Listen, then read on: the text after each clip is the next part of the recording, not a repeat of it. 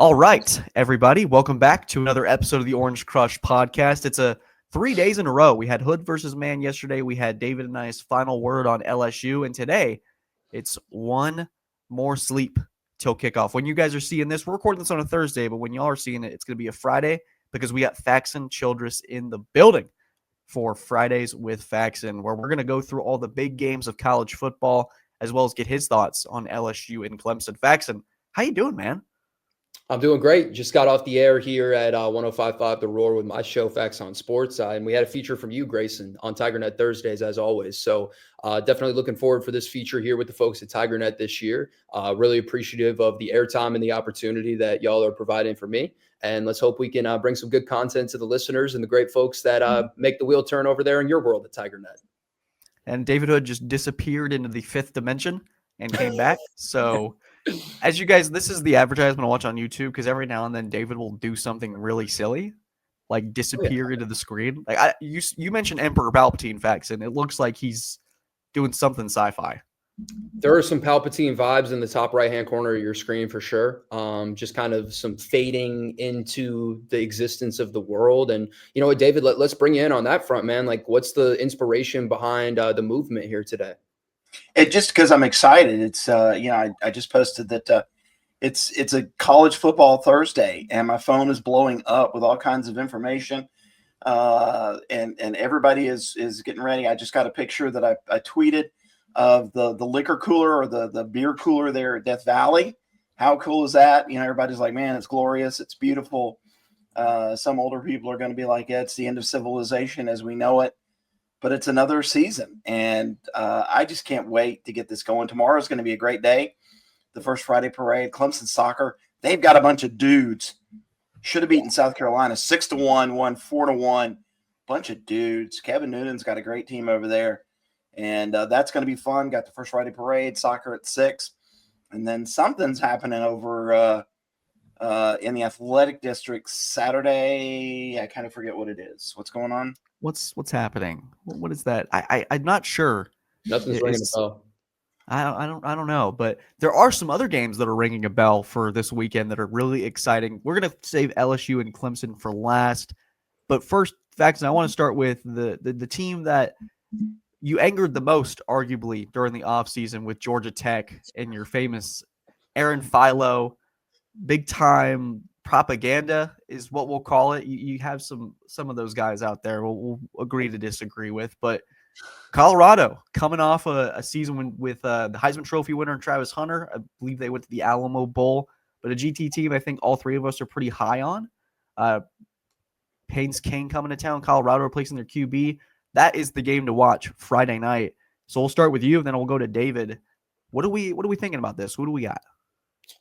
Yeah, I'm going to pick Georgia Tech, and I'm going to pick Georgia Tech fairly large in this one. And, you know, I'm a fan of Deion Sanders and the project at Colorado, but this year is going to be a complete transformation of their identity really on both sides of the football. And you look at, you know, who's been featured throughout the course of the last couple of seasons on the offensive side of the ball for this Colorado team. There's pretty much zero familiar faces now. New quarterback in Caden Salter coming over from Liberty. All three of those NFL wide receivers are gone. And Deion has reiterated throughout the course of the offseason that they want to become more run-centric this year. And I think it's out of necessity because Caden Salter really struggled as a thrower of the football last year at Liberty. So I think that this is going to be a scenario where you see both quarterbacks throughout the course of the season, with the other one being Juju Lewis, one of the top QBs in the country coming out of high school. If that name sounds familiar, from down in the state of Georgia, he's a really talented player that's expected to see some snaps on Friday as well. But I just think Georgia Tech has so much more comfort in their identity and so much more continuity on both sides of the football. Also holding on to their offensive coordinator, Buster Faulkner, who Georgia and others wanted his services. Being able to ink him to a 2-year extension was massive and one of the most underrated elements of all of the offseason in the college football world. So I like GT with the 4 points here. I think they're favored on the road. And I think they're, to be blunt, I think there's a better chance Georgia Tech wins by double digits than Colorado wins the game in general. I just think that there's a talent gap here. I think that there's a quarterback gap here. And I think that there's a coaching gap here, to be candid. And I think all signs point towards GT in this one. I agree with that one. I think that Georgia Tech may struggle a little bit with the altitude early.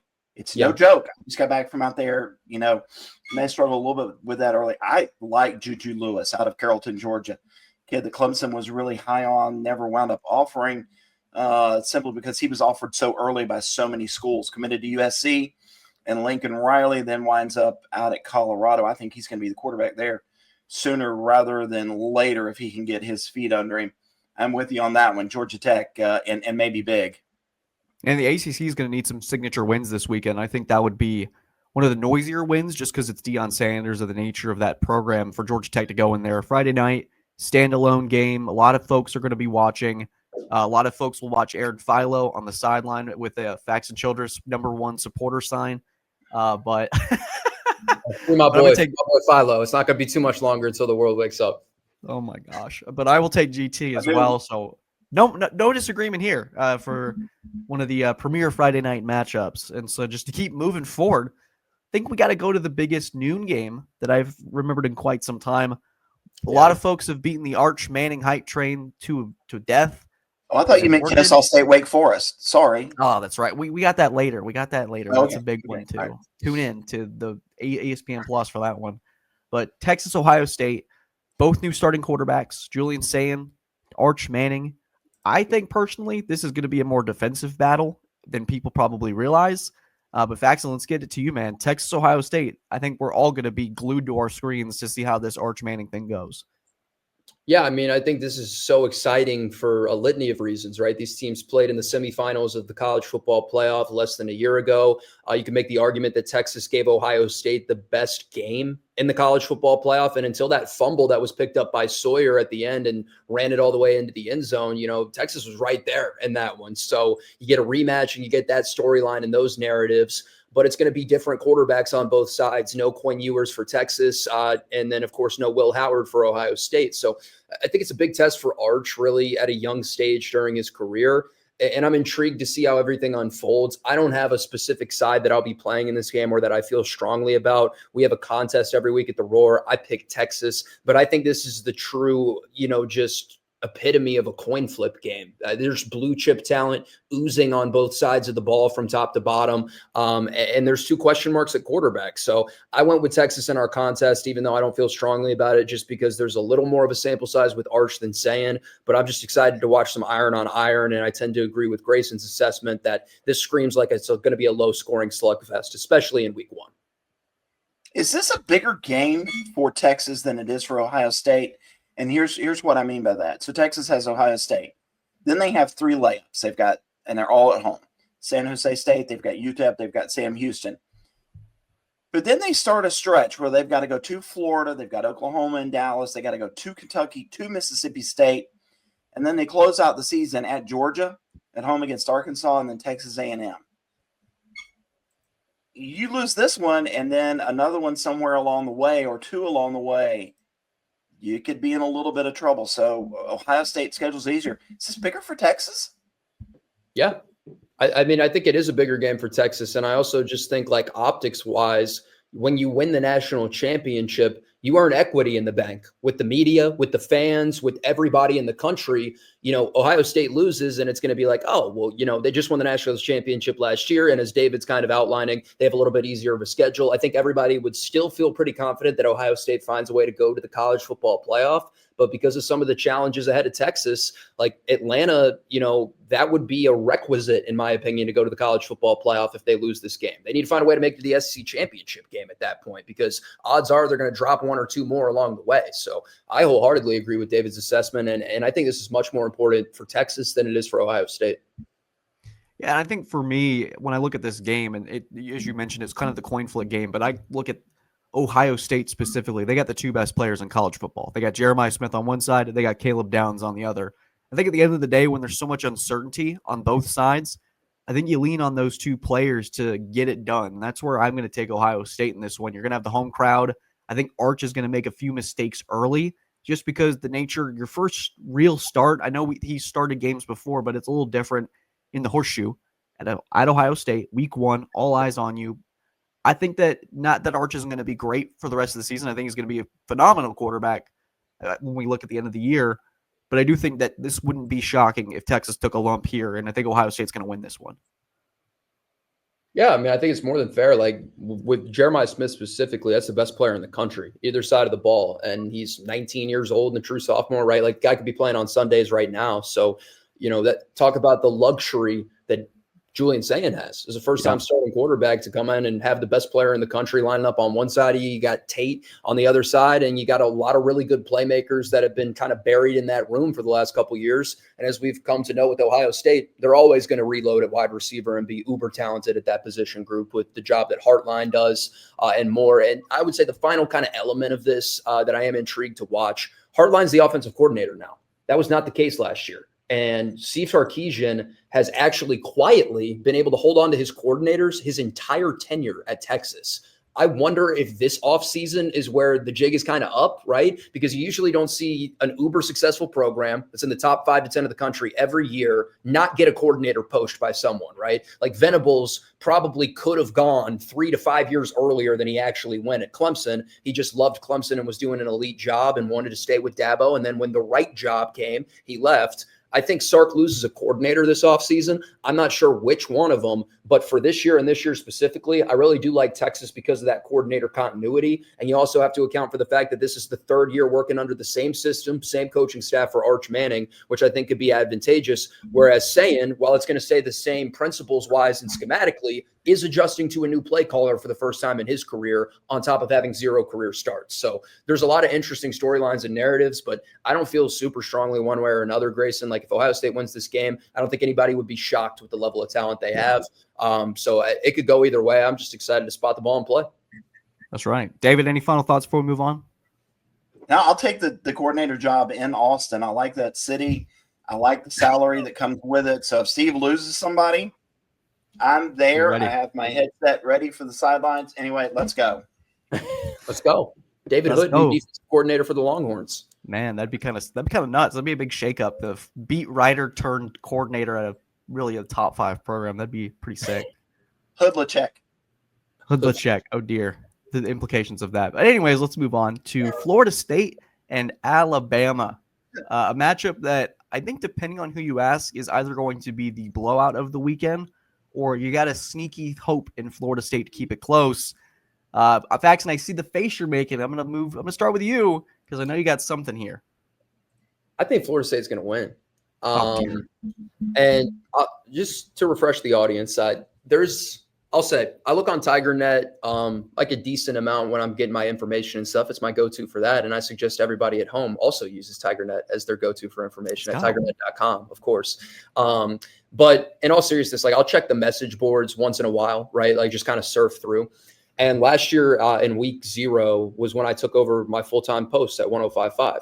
And somebody put up a TigerNet post that I remember very vividly. And it was like, who is this new kid on WCCP? There is a 0.0% chance Boston College goes into Doak and beats Florida State in week 2, because that's when I said it.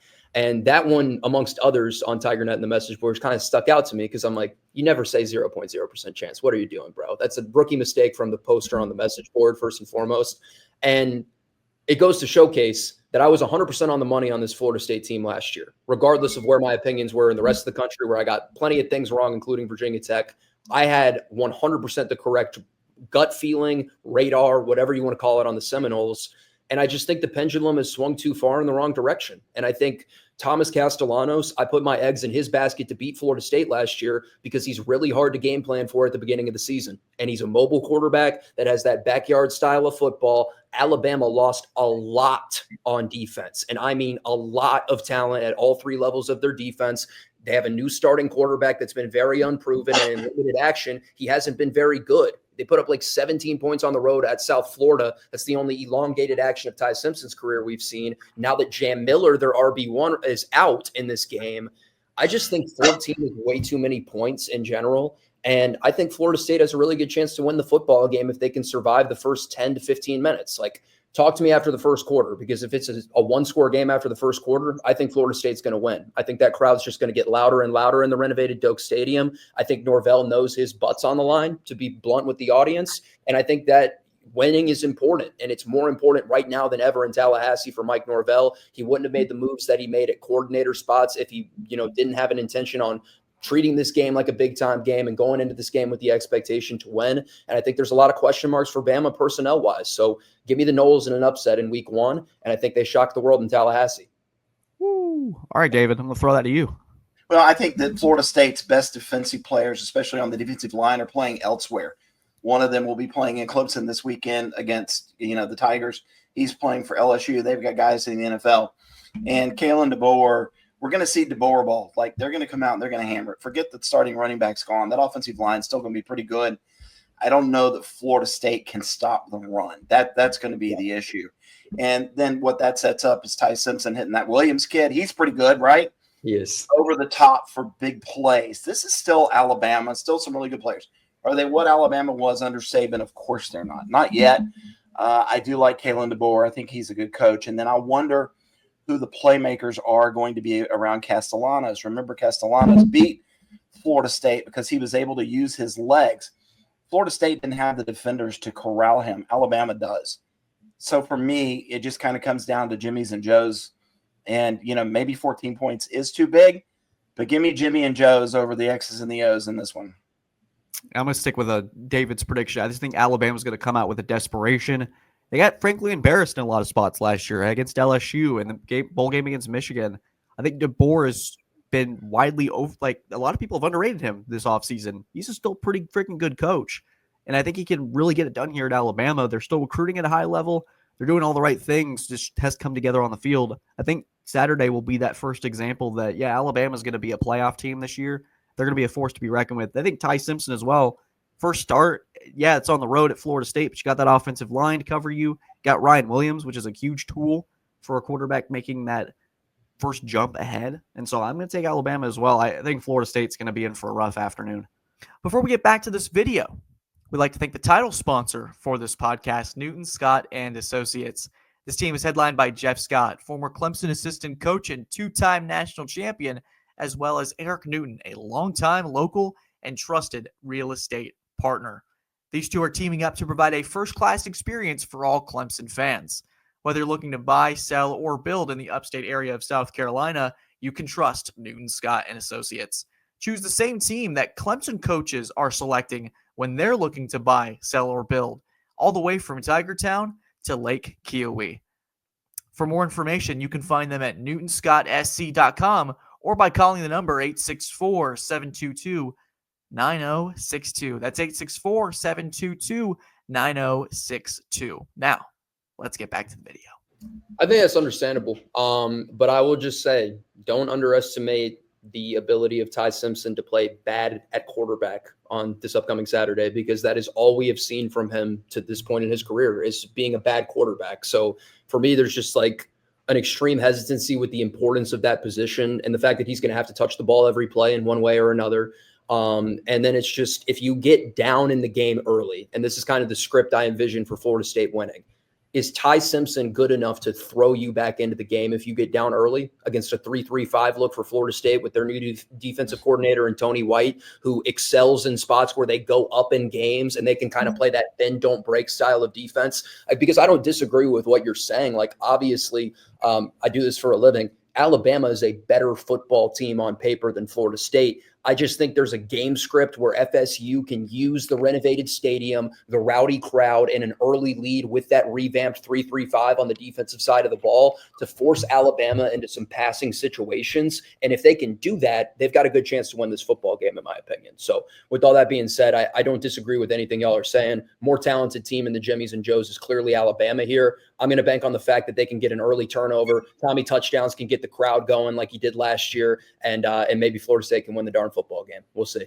Maybe Nick Saban can't save them after all. We'll find out here in a few days. But another game that looks pretty lopsided on paper, but I don't know. I haven't heard you guys' opinion on Syracuse and Tennessee going to be played in Atlanta. Fran Brown coming off one of the better seasons in Syracuse recent memory. Tennessee is going to have some adjustments at quarterback. They still got an uber talented team on both sides of the ball, but it's just going to come down to that week one sloppiness. How is it going to go? Faxon, let's get your first thoughts on Syracuse. Can they get a marquee win over the SEC in week one?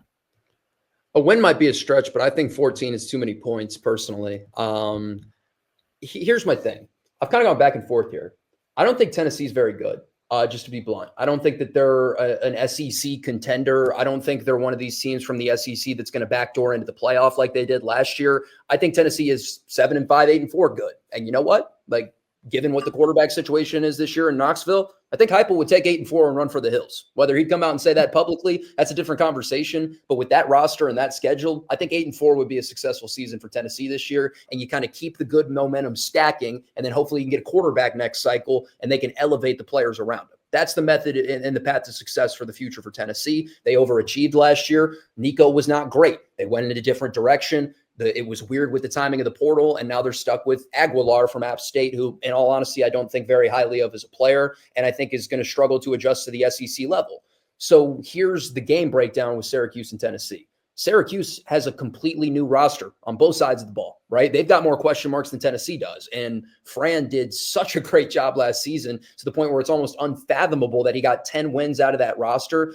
He squeezed the juice out of them, if you will. I'll be here all day, guys. But in all seriousness, I think Angeli's a pretty good little player at quarterback for Syracuse. I think the drop-off between LeQuint Allin to their options at running back this year is greater than it is from McCord to Angeli. I think they're good at quarterback. I think Angeli's the guy. I struggle to see Syracuse's path to winning this football game because how are you going to run the ball on that front for Tennessee? That's the strength of their team. I think this is ugly. I think this is super low scoring, and I think Tennessee finds a way to win. I could see Syracuse covering the 14, but upset potential, not really on my radar here, unless Tennessee loses the turnover margin by 2 or 3, and then everybody in the country is vulnerable by that logic. So, well, doesn't Tennessee owe Syracuse a little something? Because it was Syracuse beating Miami last year that knocked Miami out of ACC championship contention, out of a playoff, and Tennessee got to go in, whether you call it the back door or not, because of Syracuse beating Miami. Did they owe them something? Probably not. I do not like Aguilar at quarterback in the SEC. He'll be good in this game. The difference is going to be the run game. Tennessee's not going to allow Syracuse to run the ball. Yep. Angeli's going to have to run for his life. Not sure that is a winning formula. Not sure that Syracuse roster is really very good outside of the dome. They're great inside the dome. I've seen it up close. Outside the dome, in the Mercedes Dome, not going to be really pretty. Probably not as bad as people think, but just not going to be a pretty game. Yeah, I think we're all in agreement here with Syracuse is, I think, in the right direction with Fran Brown, but this kind of game is going to just be kind of tough to overcome, especially within the trenches. But this is a game that we might have some differing opinions on, and I'm actually very curious of the former VT Stan and Faxon Childress with Virginia Tech and South Carolina occupying Atlanta in the Dome on Sunday, Yeah. Shane Beamer coming off a pretty good season, but in fact, I had a full segment on this on the Roar with South Carolina. We're both expecting a drop off in terms of wins at least this year. Maybe not taking losses. Is this an early spot for an upset? Yeah, I mean, I think South Carolina is vulnerable, but their fans are probably going to see this and they already despise me. So I mean, I'm not going to bury the hatchet there because there's no point. This is what rivalries are about. Suck it up is what I would have to say to that.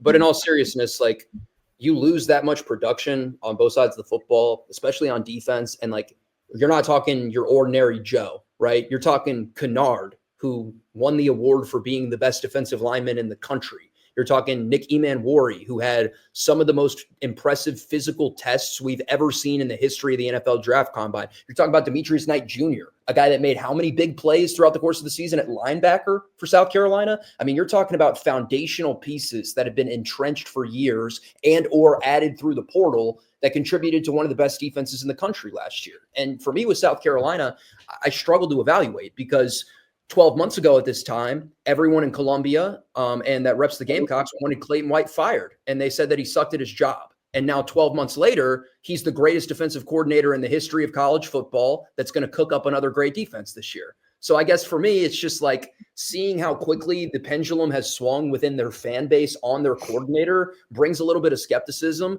I think South Carolina is a 7-5 football team this year. And I think they're vulnerable in this spot specifically because Kyron Drones is a very dynamic talent at quarterback for Virginia Tech. And Philip Montgomery is the offensive coordinator now. And we don't know what we're going to see scheme-wise from Virginia Tech, who's now had 3 different play callers in 3 different years for Drones. So I think that this is going to be a close Gamecock win in a high-scoring game, but I'm still on the 7-5, 8-4 wavelength for South Carolina. I think the preseason billing of number 13 is a little bit overrated given what their talent and personnel level is, and I think they're going to be a good, not great football team. And if there's any fans out there for South Carolina that have an issue with that assessment, I would just be interested to have an objective conversation without emotion with you, because I see a lot of South Carolina fans that are like uber confident that this is going to be a playoff contender.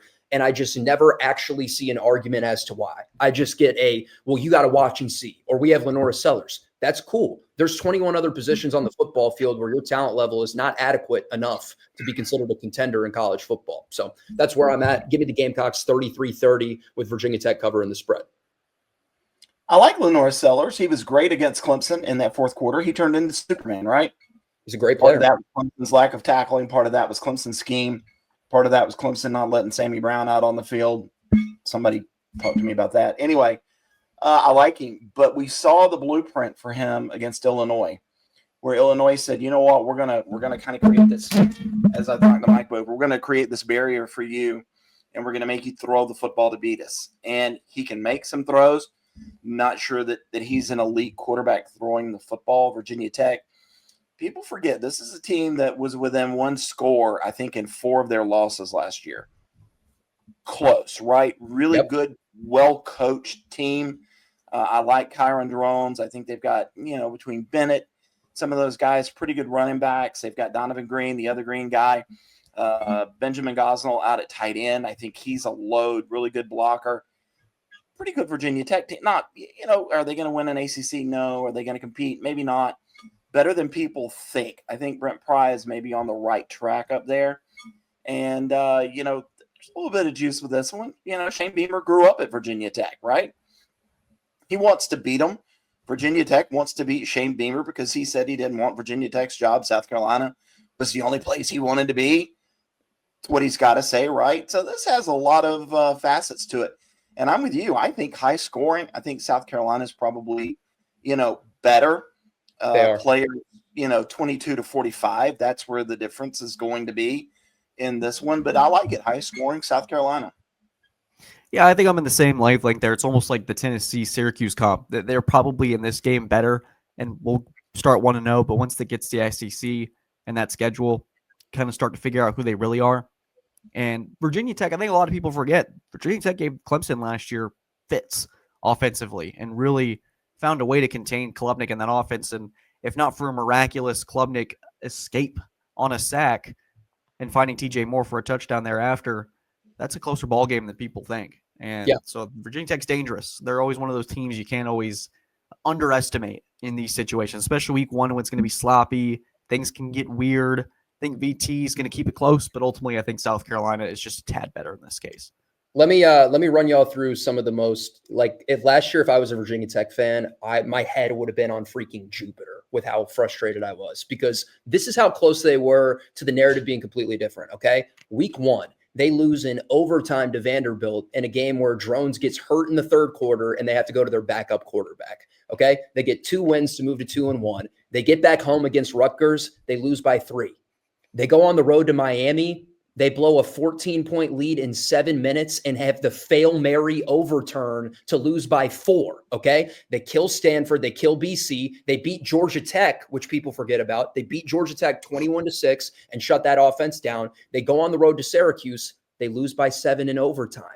They play Clemson. They lose by 10. They go at Duke. They lose by 3.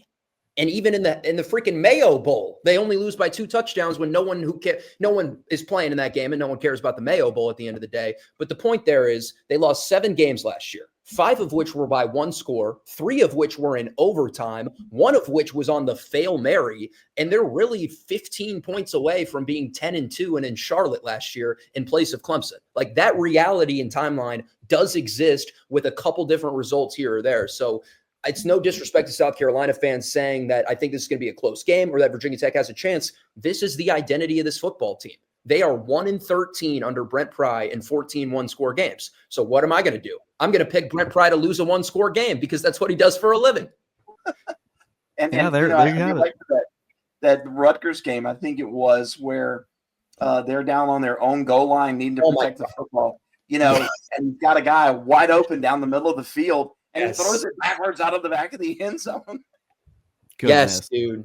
Yeah, like if I was a Virginia Tech fan, I would have crashed out long ago last year because that team was like 3 bounces and a skip away from the playoff, and you look up and you're 6-7, and you go, "What? How did we get to 6-7?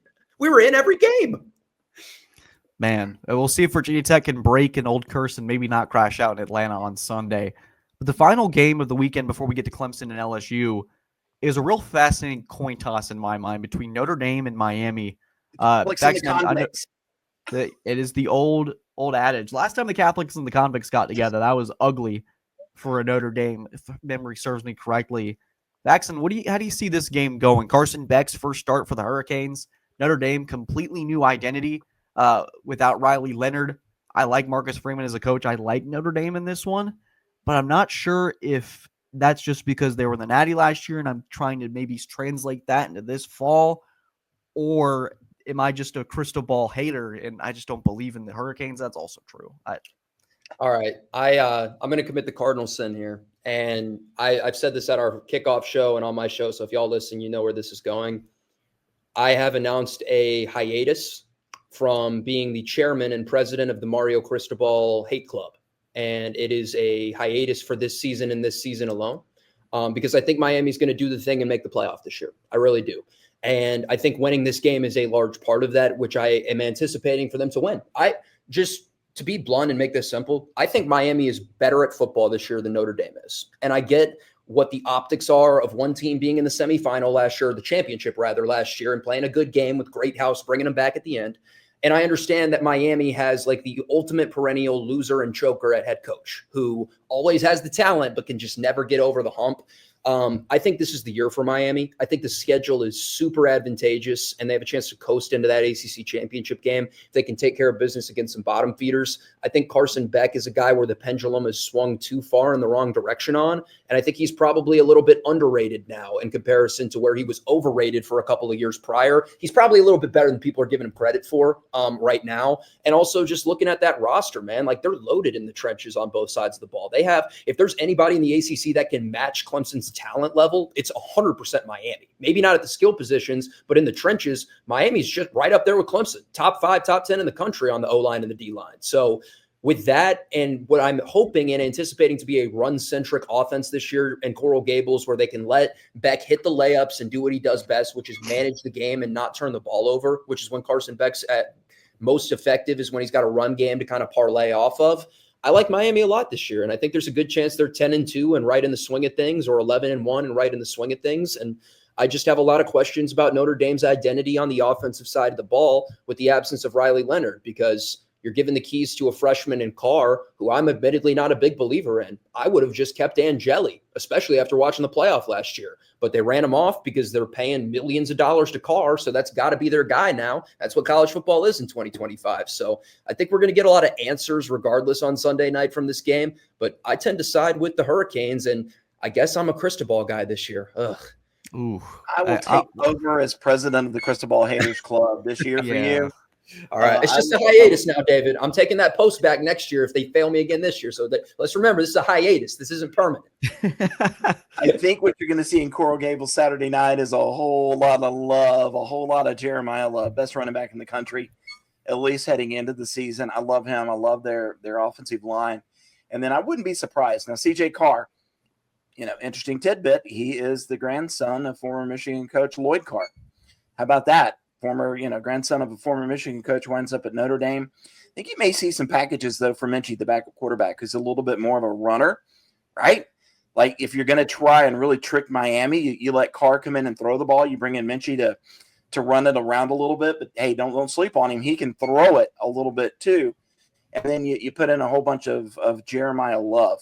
With Carson Beck, yeah, some bad juju going on with him after – some of the games that he had last year. That Notre Dame secondary is going to be tight. I really like them. I'm not sure who all his playmakers are going to be. I like the offensive line. This one may come down to the fact that Beck is an older, experienced quarterback and Carr isn't. That may be what it is. It may be that you come up at the end of the game and you go, Notre Dame outplayed them. Notre Dame maybe outgained them, had more rushing yards. but yet Miami finds a way to win. For right now, though, I'm just going to go with the fact that I think Marcus Freeman is a better head coach than Mario Cristobal, and I have Miami in a squeaker down there. Skin of their teeth. Skin of their teeth. See, I like Notre Dame. I'm just going to be just going to play the opposite. With the way you mentioned Jeremiah Love, best running back in the country, got to be great for a new quarterback to be able to get comfortable if the run game continues to get rolling. And that Notre Dame defense, man, that's going to be the thing that carries them throughout the season. I think they're going to shut down Carson Beck a little bit. I'm probably in that camp of Carson Beck hate club, but I know he had a ton of drops last year at Georgia like I've never seen before. Like, he's dealt with a lot of adversity on that front, but I still don't think he's a great quarterback. And I think game manager at the end of the day, I think that Notre Dame defense is going to be able to shut things down. And I think it's going to be an ugly game in Coral Gables, but I think Notre Dame's going to get it done. Hey, let's give props to Carson Beck where it counts. The dude came to the ACC kickoff looking like a mobster. He has the cars. He has the girlfriend. He has the he has a girlfriend anymore. I don't think he has a girlfriend. I don't think he has I think there was a little. You're in Miami, you don't need a girlfriend. He was looking at other defenses, really. That's what was going on. You know, dude's got it going on off the football field. Let's just give credit where credit's due. Hey, if we're talking about the on-the-field product. If there's anybody that would know, our guy RD in the top left would know. Ain't that right, David? Oh, dear. That's exactly right. Right on. Moving on. Hey, Grayson, one more thing on this. I will say, if you just blindly faded Cristobal in every big spot ever, like you're doing right here, your ROI would be through the roof. So I love the logic there because that's what I've done in every big Mario Cristobal game of his career up to this point. So someone's got to do it. I can't argue with your logic. Like, this has been me my whole life leading up to this one specific game. I'm just deviating, and we'll see if it bites me in the butt.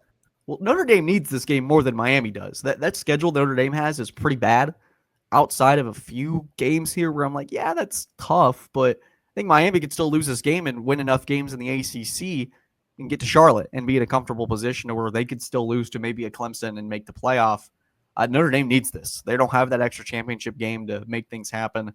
So I'm going to take Notre Dame. I'm going to be the lone wolf here, and I'm going to relish in it when they win on Sunday night.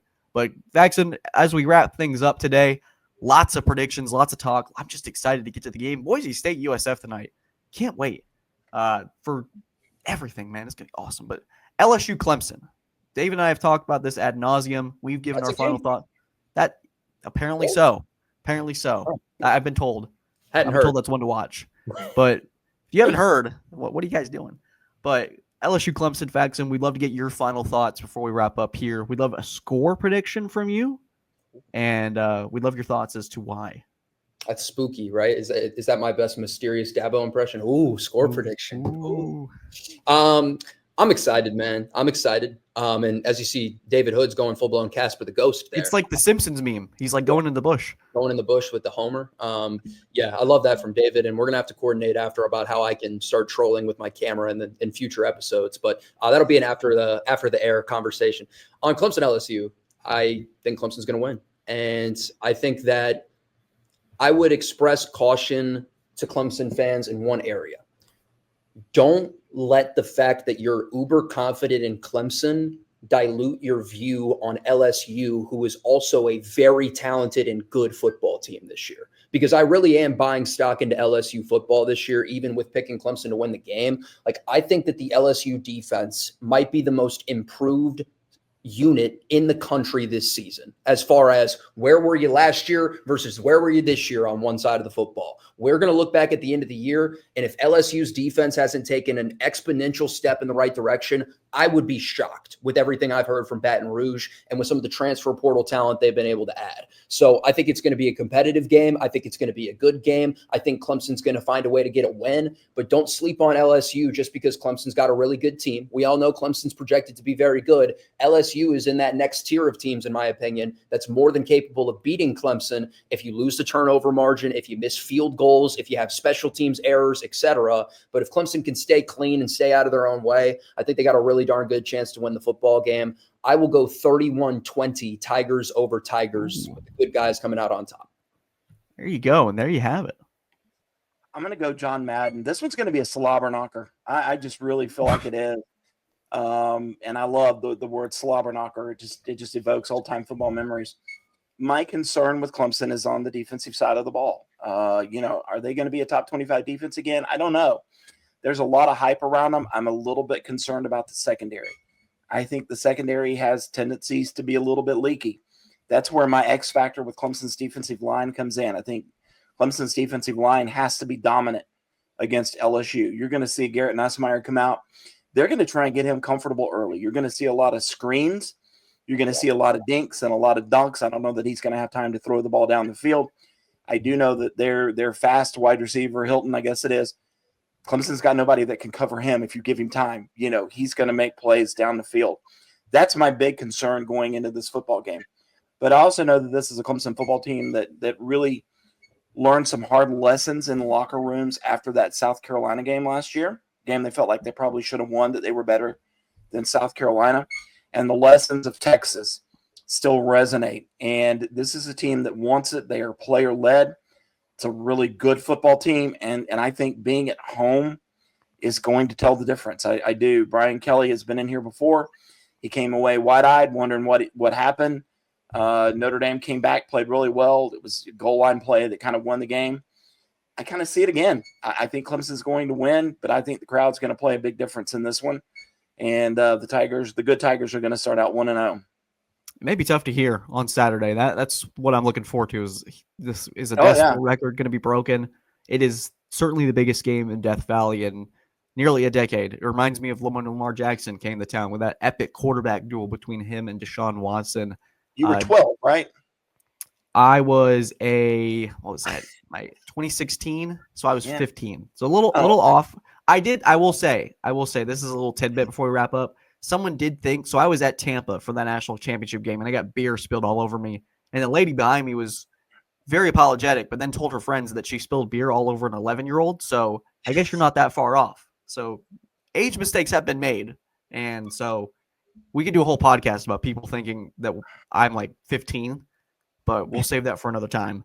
But Faxon, we want to thank you for your time today. 41 minutes of great college football talk. We've actually got to talk about a bunch of other great stuff, great week 1 slate. We're looking forward to making this a partnership throughout the year.